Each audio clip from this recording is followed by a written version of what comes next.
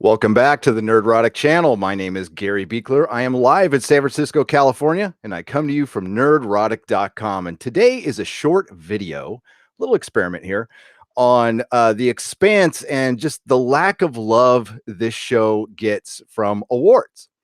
I was noticing on the IMDb, which does kind of collate all the awards here, that it's only been nominated for two, which is a little crazy here, and I'll show you real quick. It's only been, nominated for 7, but it's only won 2 awards. And you might think, oh, this isn't a big deal, but it kind of is, because it shows what the entertainment industry, thinks of this show. Even though this show is kind of everything the entertainment industry wants, it makes no freaking sense. And you know what? No, we don't need their love. We can show our love for our show by watching it live and talking about it here. And I know a lot of awards are pretty much irrelevant now, and this is why they're irrelevant. So let's go to the Saturn Awards.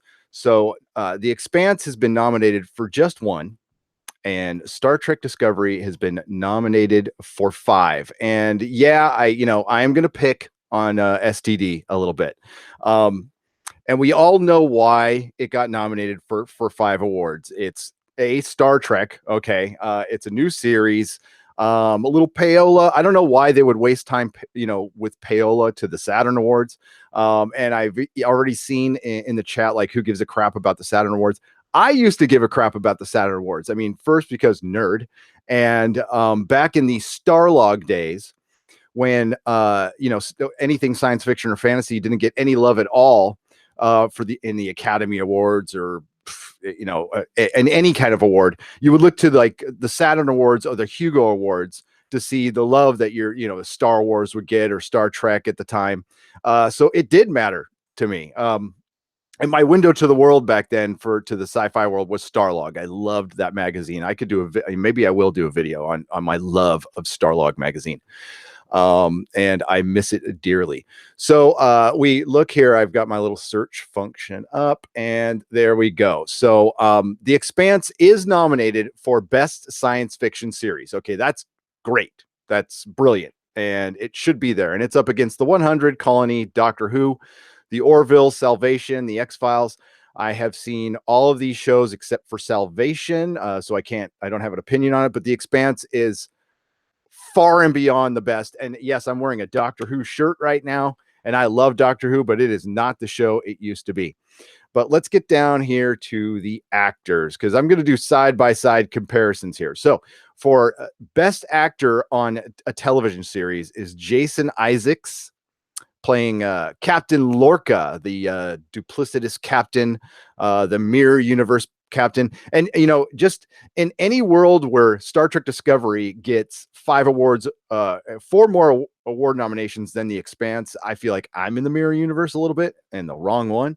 But if you put him up against Stephen Strait or Wes Chatham, I know Wes Chatham can kind of be seen as maybe a supporting character. I don't see him that way. I think Amos Burton, and I'll pick Amos Burton's my favorite character on the show. It's a well-developed character. We don't even know all the secrets, but we know that this is a guy who's, been a brawler, been a gangster. He's also been horribly abused. He comes from the forgotten part of Earth in Baltimore. And maybe he's even been experimented on. There was these experimentation in The Expanse to make sociopaths and stuff. And you got to compare to Jason Isaacs' Captain Lorca, who was always just a mustache twirling bad guy. You can always tell he was hiding it. We did get a little characterization on him, a lot more than we got on the rest of the crew. And if you just compare Star Trek Discovery to The Expanse is everything Star Trek Discovery wanted to be. All right. If you put like a Star Trek label on The Expanse, it could be believable that like we're in the pre-Federation era, right before First Contact. And if you haven't watched the show, just a basic description of it is there's 3 political factions. There's Earth, Mars, and the Belt. And they are constantly fighting. They all, of course, came from Earth. The belt is they're miners, and they all work out in space, and they've been out there for hundreds of years now. So they're starting to change their physicality changes. They're since they're born in space now, they're a little taller and longer and skinnier. And then we have the Mars colony. It's a breakaway colony from Earth, which is a military colony, kind of with a singular focus of terraforming Earth. Great team building, Mars, great team building. And then we have Earth, which is in disarray. And this is, again, I'll point out, this is what Hollywood has been trying to do with so many of these old properties, which The Expanse has done to perfection, is it brings in politics without being heavy-handed, being metaphorical, and it's really believable. Like, half of Earth, or a large portion of Earth, is on basic, and the Earth is under control of the UN, United Nations. There's still warring, and there's still countries and stuff, but it's in basic control, and it's in disarray. The resources have been almost depleted, and that's why they're out in space. And we have an alien presence come in. So it's a great mix of Battlestar Galactica, Firefly, and First Contact. With Star Trek Discovery, I don't even know why they went to prequel. And I've said this on we watched every show and reviewed every show of Star Trek Discovery, so we gave it a fair shot. Our old co-host John did like the show. I did not. It tried to shoehorn too many things in. I don't even know why they went prequel with this show. Really underdeveloped characters. Like, how many Star Trek shows do you not know all the names of the crew? Like, I can't remember anybody's name from the crew other than, Mikey Spock, Michael Burnham, and that's Saru. See, I can't even Saru from Doug Jones's character. I can't even remember it now. And I love Doug Jones. But we also put Jason Isaacs up to Stephen Strait or Wes Chatham, and no. So for them not even to get nominated, and more people on the list, there's some deserving people like the mighty Bruce Campbell, who I hope wins, to be honest with you. Andrew Lincoln, Seth MacFarlane did a great job in the Orville.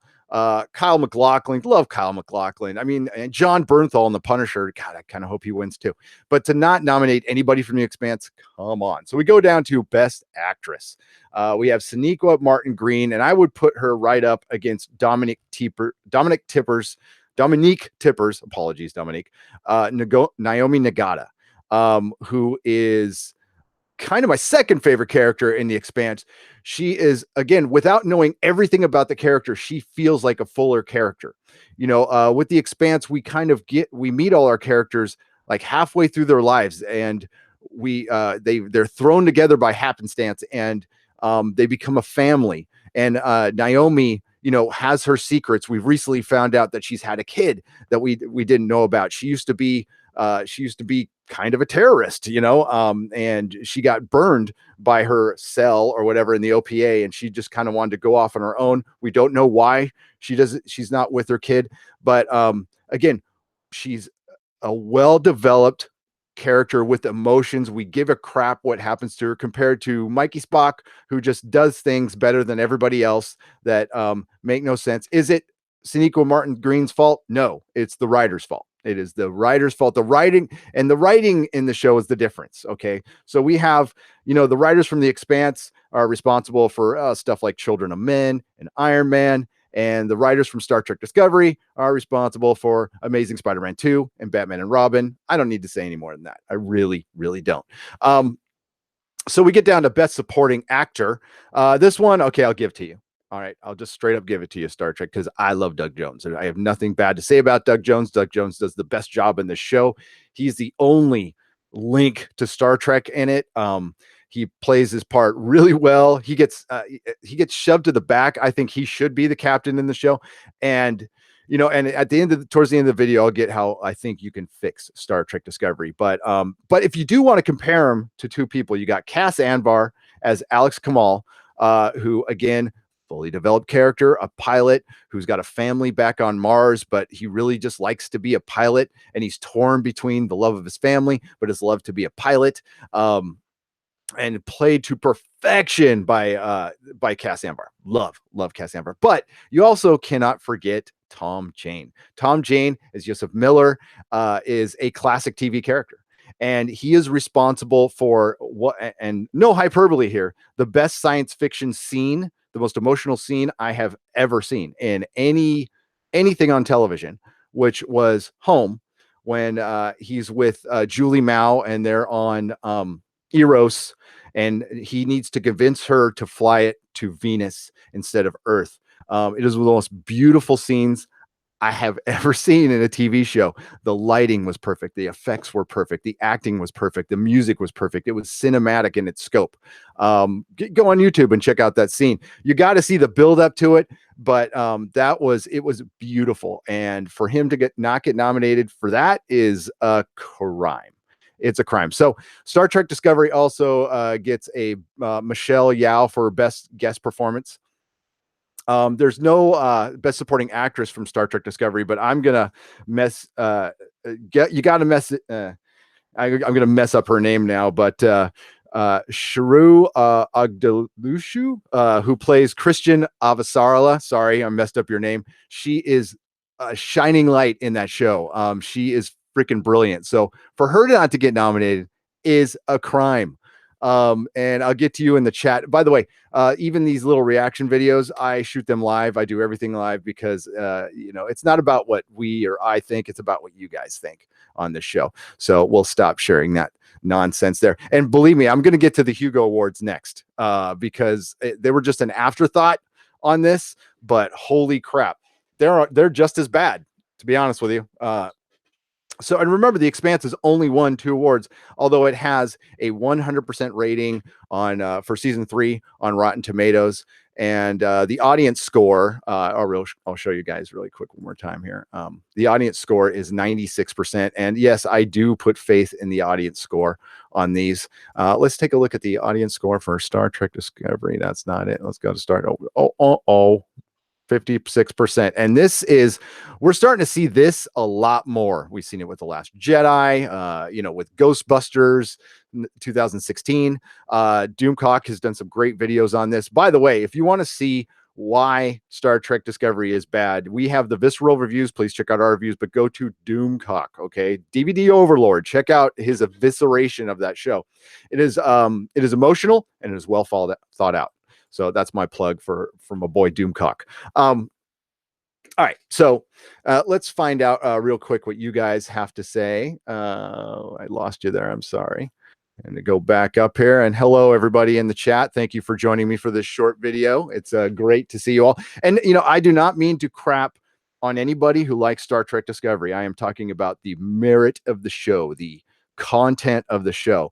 And I would love, change my mind. Tell me how Star Trek Discovery is better than The Expanse. I don't think that you would have to be really good at convincing people. I don't even think you can mime out. Oh, wow. I got some super chats. I'm sorry. Dakota Stanton with the super chats, $5. You only cast when I'm at work, but have a good show. I'll watch you later. Also, did Orville get nominated? It did. Boop. Boop you on the nose, says Grady Broyles. Thanks, man. Again, there's people out there. We had long conversations and long debates on Star Trek Discovery on our videos. You can take a look at our comments section. I got plenty of shit for my opinion, and that's fine. I can take it. It's the internet. But hello, everybody. That you just can't convince me. So, and I also mentioned pretty much every recap, like, guys, watch The Expanse. It is everything Star Trek wants to be right now. It is perfect sci-fi. It is perfect sci-fi. I forgot the actress who plays a drummer too. I forgot her name. She is brilliant. Hopefully she gets picked for next year, and hopefully this will make them a little more relevant, because here, let me show you real quick. The Saturn Awards, this is their YouTube channel, by the way, guys, has 688 subscribers. Okay, so wait, no, they're gonna have 689. Okay, so I'm gonna subscribe there. I'm subscribed to the Saturn Awards channel. Like, that's bad. Okay, so we really, if you guys, a little constructive criticism, be real with your awards, and don't get away from this crap politics. It's really ruined my faith in anybody reviewing anything anymore. I go to other YouTubers now. Um, and I try to go to middling to small YouTubers because I know there's no payola, and I try to find out the honest opinion, and that's what we'll give you here. We're not shills, okay? Yes, I'm not shilling for the Expanse because I get nothing from them. The only actual contact I've had with any creator from the Expanse, he was correcting me on a mistake. That was the writer of the book, which was great, but you know, and he started out with dude, you got this wrong. I'm like, yeah, sorry, I did. And I got it wrong. The mistake was, oh,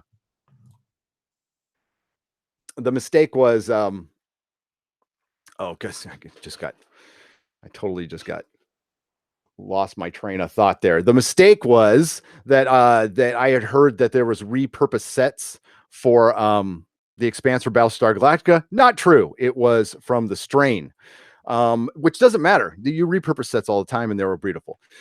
But again, let's get to the chat here. And how y'all doing? How y'all doing? I'm gonna try a lot of crosstalk going on. Viking Bitch says, now that I have started reading Leviathan Wakes, I like Amos even more. He reminds me of the man I used to work with at the factory, blunt and to the point. Yeah, the biggest difference in the book, without spoilers here, is Amos would look more like Dave Bautista, or Batista. Is it Batista than Wes Chapman? Amos is a lot prettier in the show. Actually, everybody is a lot prettier. The only one they have spot on, I believe, is Stephen Strait and Holden. I think they got him completely correct. Counterpart is brilliant. Starlog was dope. Grady Boyles, I totally agree. The Expanse casting is ridiculous, says Grady Boyles. Could not agree more. I mean, I was looking at it's Game of Thrones like with how many characters they have, and it's pretty crazy. But it's expansive. I hate to say that, but it really is. It's Game of Thrones in space, and who knows? It could be better. Because quite frankly, unpopular opinion, Game of Thrones season 7, not that great. Not that great. I'm a huge fan. Star Trek investors bought the nominations. That's why they have 5 awards, says Charlie Chill. Agreed. And they probably bought them for like a bag of chips and a gift basket or some tickets to something or other. Star Trek is in bad hands right now. It's split between 2 properties. There's a great Midnight Edge video that I will link in the description when this rolls over into a video that breaks down when Viacom kind of split. It's between Viacom and CBS. So there's the Kelvin universe, there's J.J. Abrams universe, and then there's the original universe. Now, why did Star Trek Discovery go to Prequel? And I'm sorry if I'm repeating this from my earlier live stream. I wanted to make a separate video on this. So why did Star Trek go to Prequel? Well, because they want to make, because it's stupid, but they want to make their current characters relevant. They want to sell the younger characters because they can't sell Kirk and Spock anymore. So the only way they think to make them relevant is to shoe in new characters and try to make them better than the old ones by downgrading the other ones, by making Michael Burnham a stepsister to Spock, who Sarek loved better, which makes no sense at all.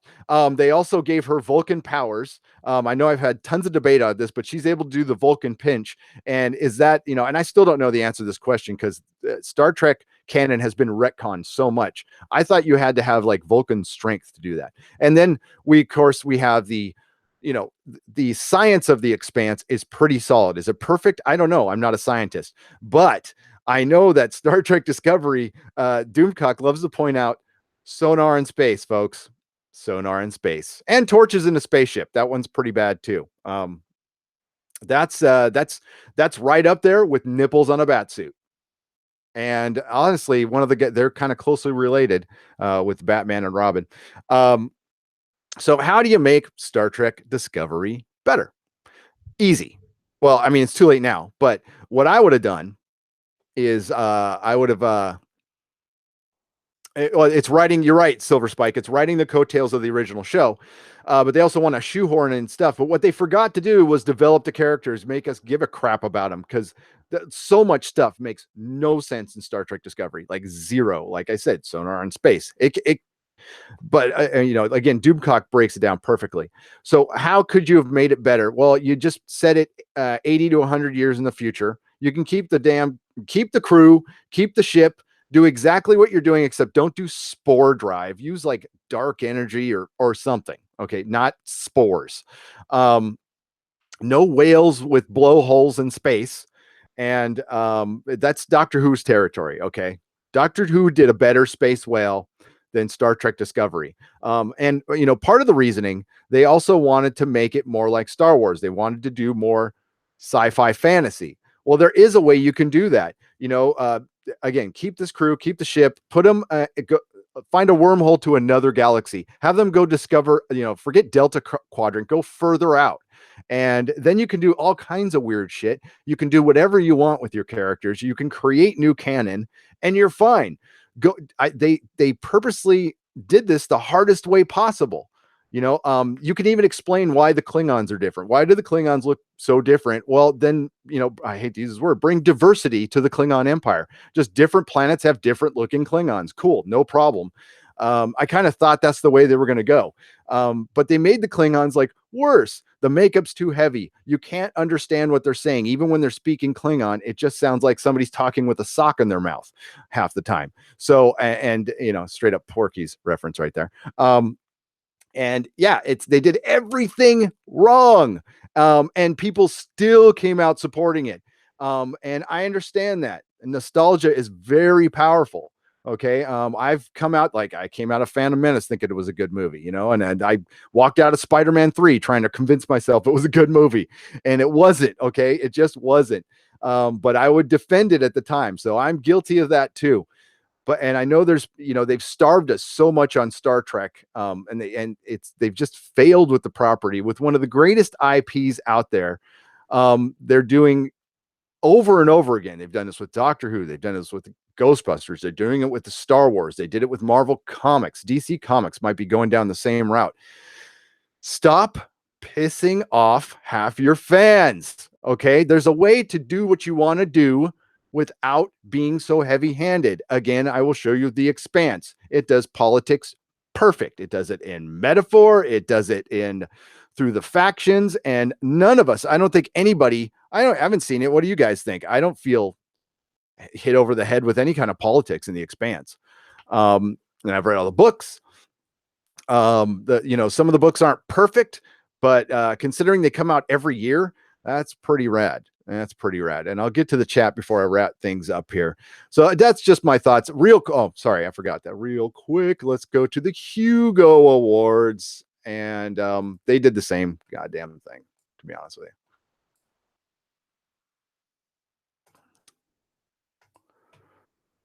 And there we go. So I put Star Trek in the search, and yeah, Star Trek Discovery. So best dramatic presentation short form. Star Trek Discovery, Make the Sanest Man Go Mad is nominated.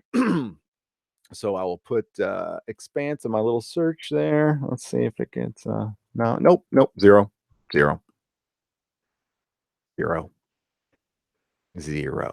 So the magic to make the sanest man go mad is quite possibly the worst episode of the series. Now, was there some good in Star Trek Discovery? There was a little bit. Jonathan Frakes directing. Some of the mirror universe could have been fun. I was kind of hoping they would stay there. But it ended so horribly, and then bringing the Enterprise in. Sorry, spoiler warnings, folks. Bringing the Enterprise at the end for fan service, and but we will. I'm gonna cover season 2. The channel, the show was very good to our channel. Okay, I'll just say that. But The Expanse has been much better. We'll just say much better. So I'm sorry to crap on one show to elevate another one, just kind of like Star Trek Discovery is doing with its characters. But I'm just trying to bring to focus that, yes, Star Trek Discovery can turn it around. It can. It would have to do like the craziest 180 of all time, but it's possible. If Sony and Marvel get along, why can't they figure something out? Then it's not Trek. It's just another sci-fi series, unless it's adjacent. But I hear more bad than good. And Movie Fanobi, they have named this Star Trek Discovery Chapter 1 and Chapter 2. The rumor is, okay, they had to pick it up, okay, because they were basing their whole CBS All Access around this, and they had to pick it up for a second season. There is no ratings data out there at all. Okay, they talked about there was record subscriptions at the beginning, but we've also seen them give, just a lot of deals with CBS All Access. My God, when I quit my subscription, they email me daily, almost. It's nuts.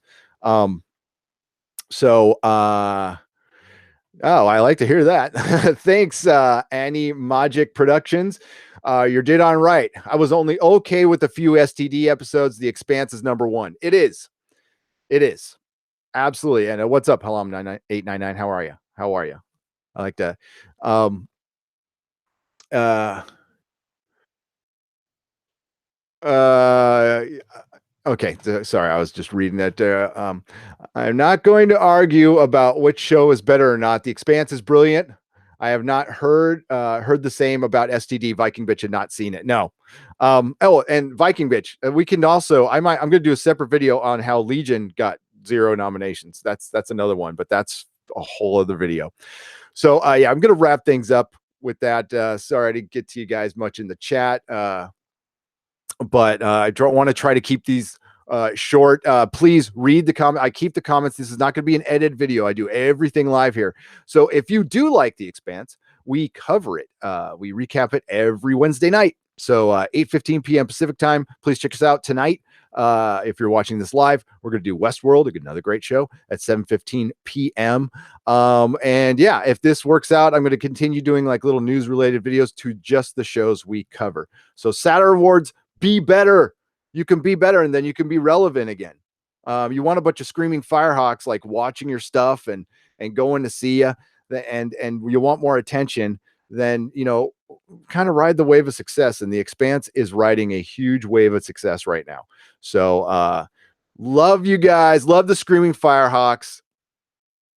Beltawada, The Expanse rules. No, I can't say the rest of that. I can't say the rest of that, but the Discovery, it does kind of suck right now. But I want it to be better. I want it to be better. Doug Jones is brilliant. So anything, because it has the name Star Trek and because Doug Jones is in it, I'm going to give it a try. If it was just called Discovery and it was a sci-fi series, it'd be in the rear view. It'd be pounding sand right now. That's all I care about. So, and if you want to copy something, copy The Expanse. It's a perfect thing to copy. Yeah, Saru was cool. Mark, he was. You know what? I wish they would have made his makeup a little less fleshy, but yeah, that was it. So I will see you guys all later tonight. Again, apologize I couldn't get to the chat more, but when this rolls into a video, I'm going to read everyone, and I hope you guys do too. I want you to have a wonderful day out there. We don't want to pick on the Saturn Awards too much. We just want them to be better. And I'll wrap this up with, I am doing Expanse book reviews. Those are going to start within the next 2 weeks. Please go to nerdrotic.com and you can see our live streaming schedule. Yes, we do everything live.